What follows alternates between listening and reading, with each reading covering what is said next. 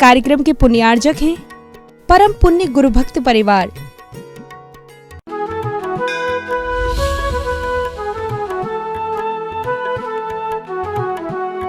उपस्थित महानुभावों, इंसान को अपने जीवन में 3 संपत्ति मिलती है। 3 प्रकार की संपत्ति उसे अपने जीवन में मिलती है।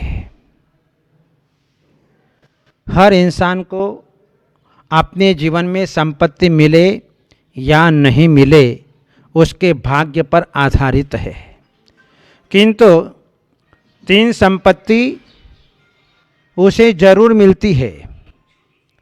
एक तो सबसे पहले जन्म लेते ही, दूसरा है पुरुषार्थ से, और तीसरी है पैतृक संपत्ति। ये 3 संपत्ति इंसान को अपने जीवन के अंदर जरूर मिला करती है। जन्म लेते ही पहली संपत्ति मन, वचन और काय।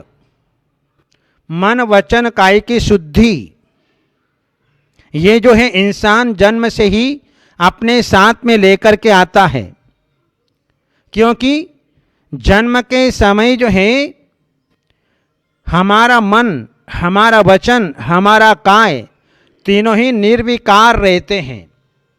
मन में किसी प्रकार के ईर्ष्या के परिणाम, काषायिक परिणाम उसके मन में नहीं रहते हैं। वचन से जो है किसी प्रकार के अप्रिय वचनों को अपने जीवन के अंदर नहीं बोलता है, और काय की शुद्धि, उसके मन में किसी प्रकार का विकार भाव नहीं होता है। इस प्रकार से जन्म लेते ही मन शुद्धि, वचन शुद्धि और काय शुद्धि, ये 3 संपत्ति इंसान को अपने जीवन के अंदर जो है वह मिलती है। वचन से पाप नहीं होता, शरीर से विकार नहीं होता है। यदि इंसान जीवन भर ऐसा ही बना रहे तो उसके जीवन में संपत्ति की कोई कमी नहीं हो सकती है, उसके जीवन में पाप का संचय नहीं हो सकता है।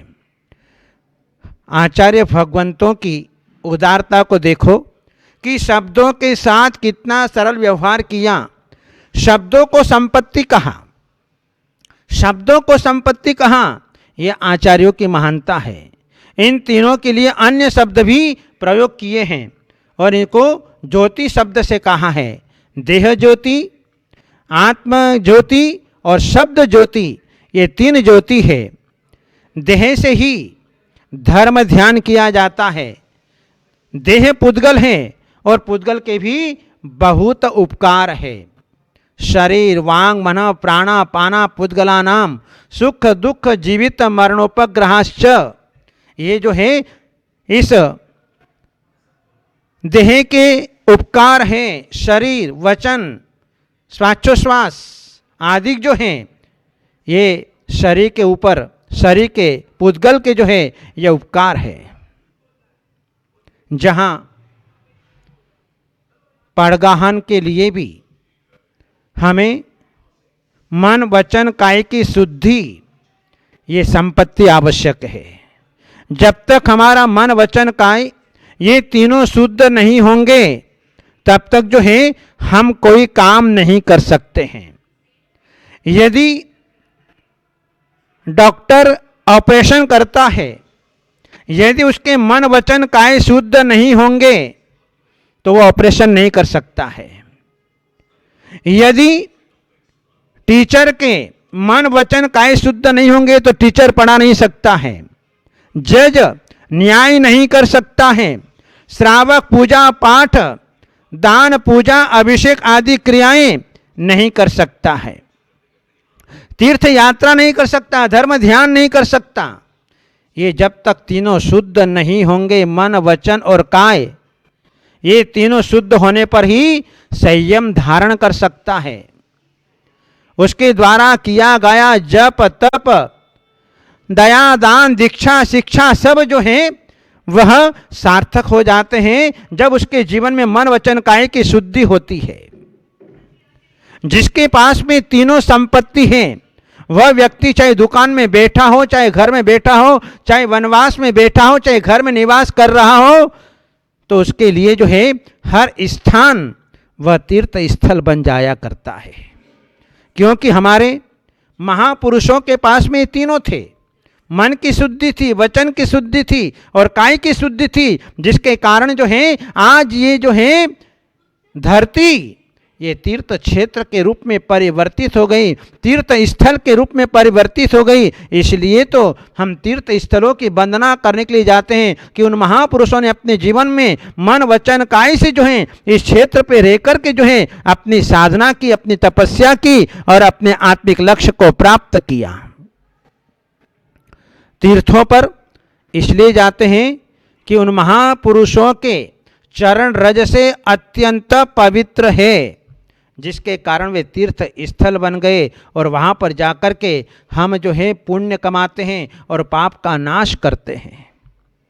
मन शुद्धि कैसे हो, उसके लिए हमारे आचार्य भगवंतों ने आध्यात्मिक शास्त्रों का निर्माण किया और आध्यात्मिक ग्रंथों के स्वाध्याय से जो है हमारी मानसिक शुद्धि होगी। क्योंकि यदि हमें अपने जीवन में हमारा मन शंकाशील हो गया हो तो हमें जो है द्रव्यानुयोग का विचार करना चाहिए, अध्यात्म का चिंतन करना चाहिए, अध्यात्म ग्रंथों का स्वाध्याय करना चाहिए कि हे आत्मन तो किसके ऊपर शंका कर रहा है, दुनिया में कोई शंका करने योग्य पदार्थ है नहीं, सारा खेल मन का है। मन जैसा कहता है वैसा करना पड़ता है। हम मन के गुलाम हैं और अभी तक मन के गुलाम ही बने हुए हैं। मन शुद्धि के अभाव में व्यक्ति पाप करता है, अन्याय अनिति करता है, चोरी करता है, व्यसनों का सेवन करता है, पाप उपार्जन करता है, अभक्ष भक्षण करता है। ये सब जो है मन शुद्धि के अभाव में करता है। यदि मन में क्रोध उत्पन्न हो रहा है, मान आ रहा है, माया आ रही है, लोभ आ रहा है, तो समझना हमारे मन की शुद्धि नहीं है। मन जितना शुद्ध होगा विचार भी उतने ही शुद्ध होंगे। जिसका मन ऊंचा है उसका भाग्य भी ऊंचा होता है। जिसके पास संपत्ति नहीं है लेकिन जिसका मन वचन काय परिशुद्ध है उसके पास संपत्ति अपने आप आ जाया करती है।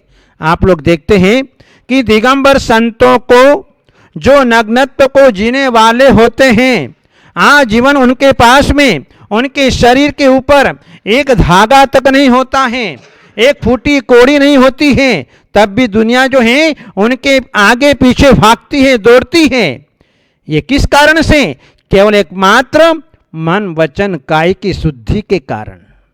सबसे बड़ी संपत्ति साधु संतों के पास में है, जिसके कारण आज दुनिया जो है उनके पीछे जो है वह पागल हो रही है, और जिसके पास में धन दौलत संपत्ति है वे अपने जीवन के अंदर जो है निरंतर परेशान रहते हैं। कहावत है, मन चंगा तो कठौती में गंगा। एक भक्त अपनी छोटी सी दुकान लेकर के बैठता था और जो है पंसारी का काम करता।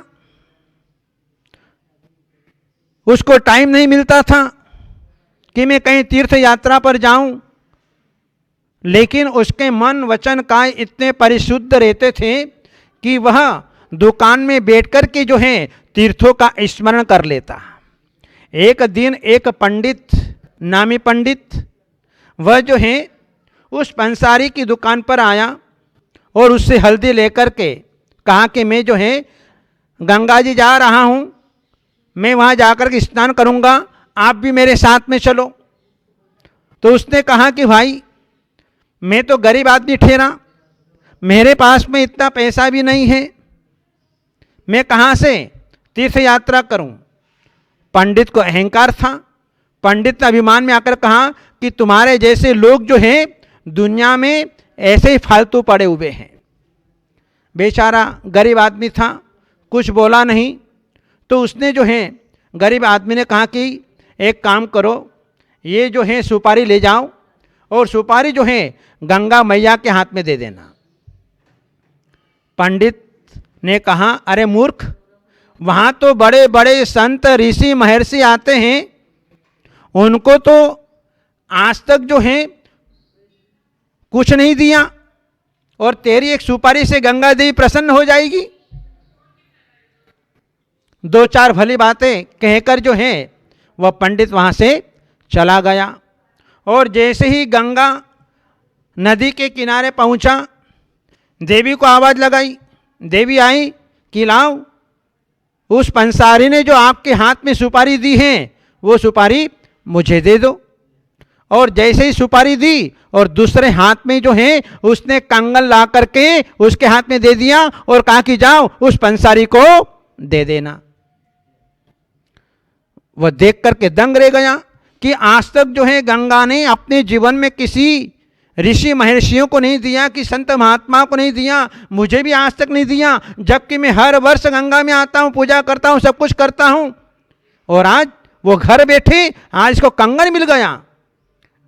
अब उसके भाव खराब हो गए।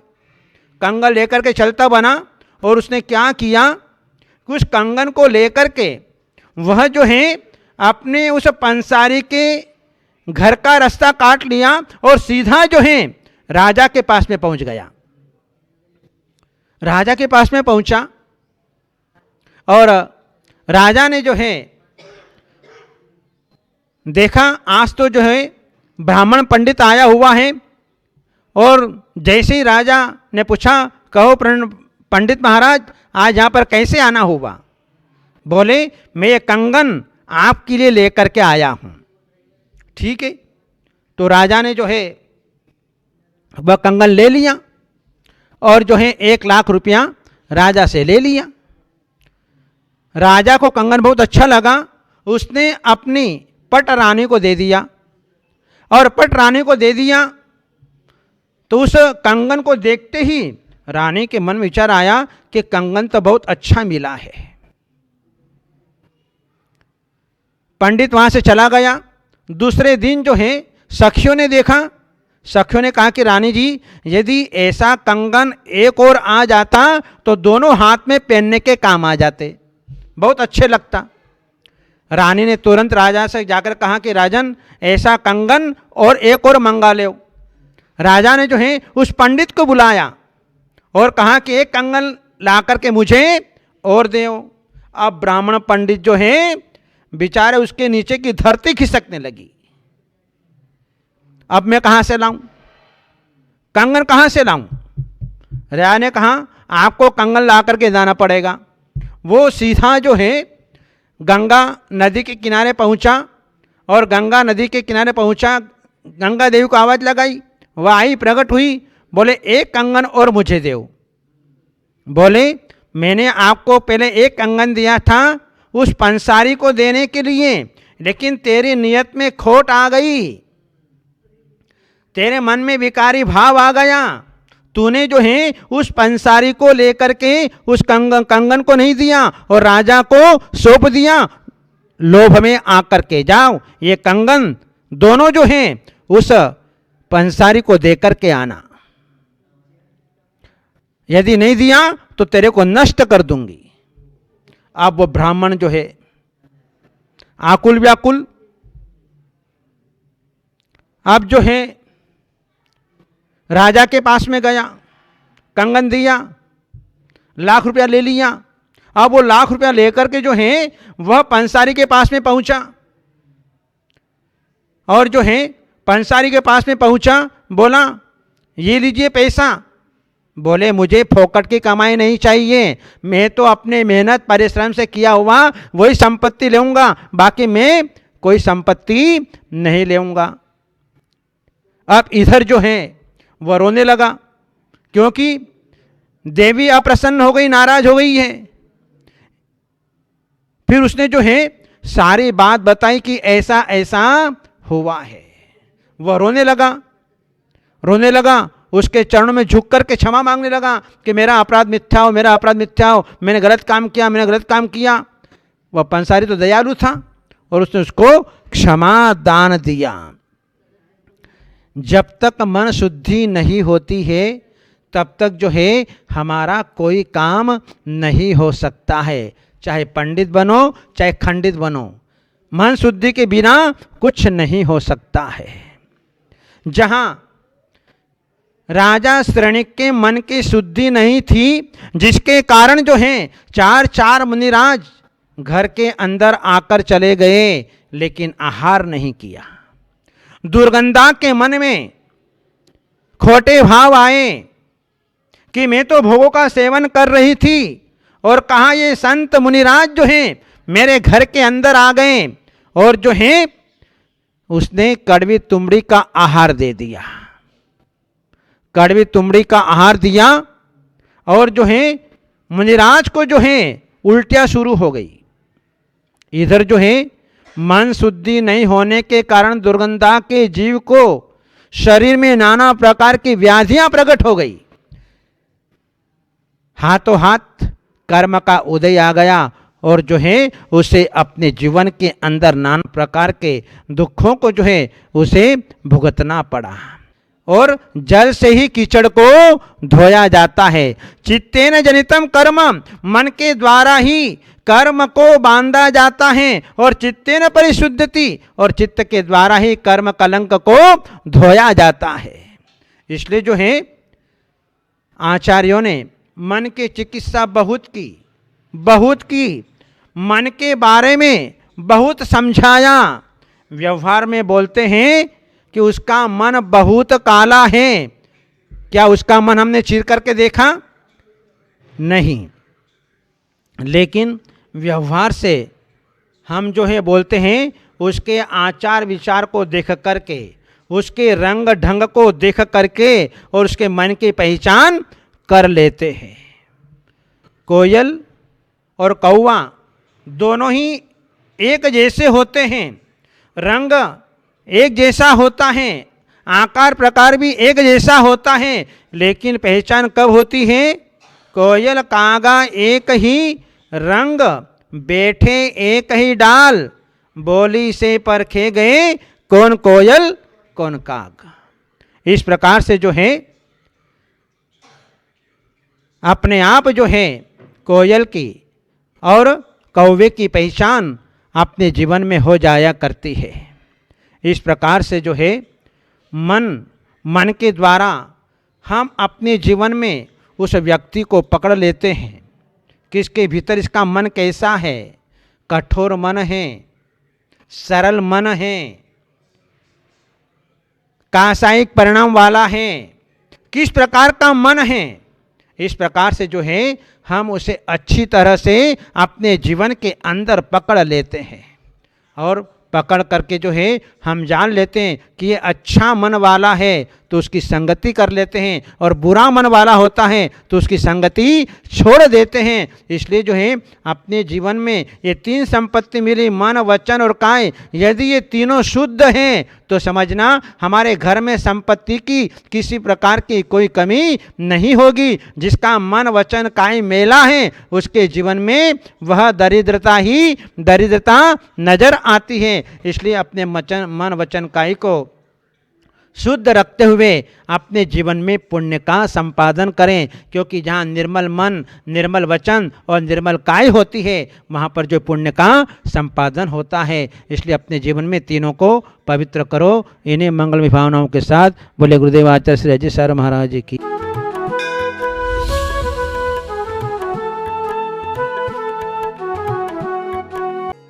इस कार्यक्रम के पुण्यार्जक थे परम पुण्य गुरु भक्त परिवार